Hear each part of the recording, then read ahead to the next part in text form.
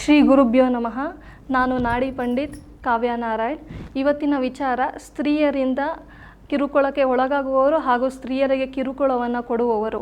ಯಾರ ಜಾತಕದಲ್ಲಿ ಈ ಕೆಲವೊಂದು ಗ್ರಹಗಳ ಸಂಯೋಗವಿದ್ದರೆ ಅವರು ಸ್ತ್ರೀಯರಿಗೆ ಕಿರುಕುಳವನ್ನು ಕೊಡುತ್ತಾರೆ ಅಥವಾ ಸ್ತ್ರೀಯರಿಂದ ಕಿರುಕುಳಕ್ಕೆ ಒಳಗಾಗುತ್ತಾರೆ.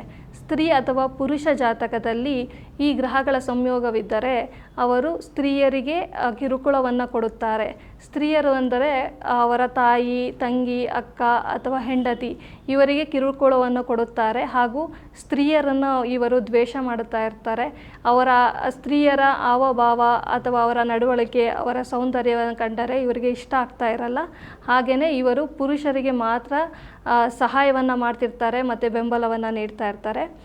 ಹಾಗೆಯೇ ಸ್ತ್ರೀ ಅಥವಾ ಪುರುಷ ಜಾತಕದಲ್ಲಿ ಈ ಕೆಲವೊಂದು ಗ್ರಹಗಳ ಸಂಯೋಗದಿಂದ ಇವರು ಸ್ತ್ರೀಯರಿಂದ ಕಿರುಕುಳಕ್ಕೆ ಒಳಗಾಗುತ್ತಿರುತ್ತಾರೆ. ಏಕೆ ಅಂತ ಅಂದರೆ ಇವರು ಹಿಂದಿನ ಜನ್ಮದಲ್ಲಿ ಅಥವಾ ಈ ಜನ್ಮದಲ್ಲಿ ಸ್ತ್ರೀಯರಿಗೆ ಕಿರುಕುಳ ಕೊಟ್ಟಿರೋದ್ರಿಂದ ಈ ಜನ್ಮದಲ್ಲಿ ಇವರು ಸ್ತ್ರೀಯರಿಂದ ಕಿರುಕುಳವನ್ನು ಹೊಂದುತ್ತಾ ಇರ್ತಾರೆ.